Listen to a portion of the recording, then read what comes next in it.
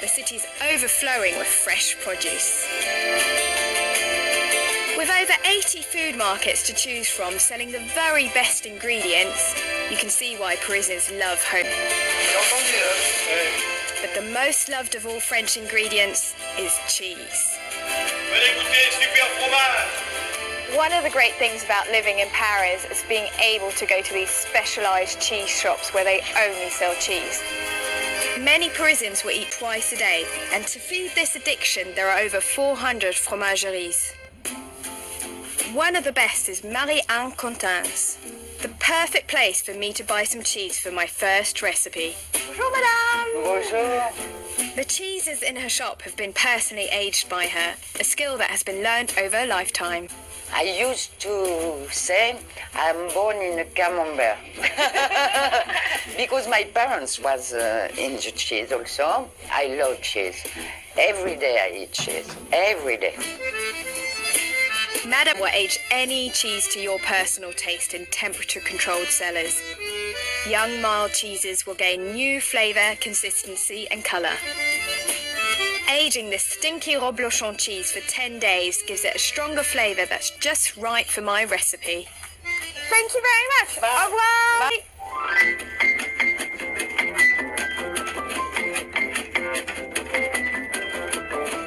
Tartiflette is a dish which was created in the 1980s by the reblochon cheesemakers. Reblochon is a smelly French cheese. Yes, it's pretty smelly, but super yummy. You need about half a kilo of waxy potatoes. So I'm going to julienne my potatoes, make them into little matchsticks on my mandolin. If you don't have them, you could slice it by hand. You can see it looks a bit like a twig. I find that potatoes sliced on a mandolin make the best shaped nests. Finely chop an onion, whack them in the pan. Garlic, smelly work this. Smelly onions, smelly cheese, smelly garlic, but it makes for an extra tasty dish. Let's put this in the hob. I'm going to throw in a bay leaf too. While that starts cooking, I'm going to cut up my lardon.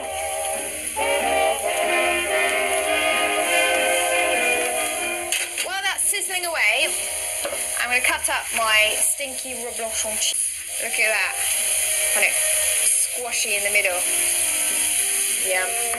You'll need 250 grams of reblochon, which comes from the Alps. If you don't like reblochon, you could use a brie, camembert. Okay, that's the cheese done. I'm going to throw in 100 millilitres of dry white wine, and you just want to cook that until there's about a tablespoon of liquid left. My wine's reduced down, and I'm going to add my potatoes. I'm going to pour this into the bowl, and I've got to fish up the bay leaf. Now, this is what you should do before you add the potatoes. Ah, yes, found you. Okay, throw in the cheese. God, look at all that cheese. You only live once, that's what they say. Give it a stir. Grab your tin. The tins are already buttered, so just load up each section. Overfill it, because it kind of shrinks a little bit. Might not be the prettiest of dishes, but when it tastes this good, who cares? In the oven they go. And I'm going to clean up. After about 15 minutes, they'll be cooked. It smells certainly quite cheesy now.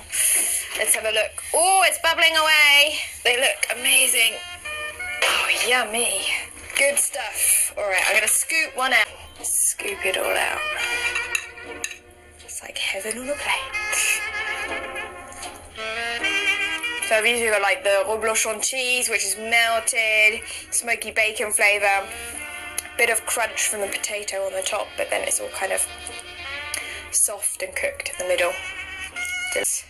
What these little tartiflettes lack in looks, they make up for in taste. A delicious springtime lunch.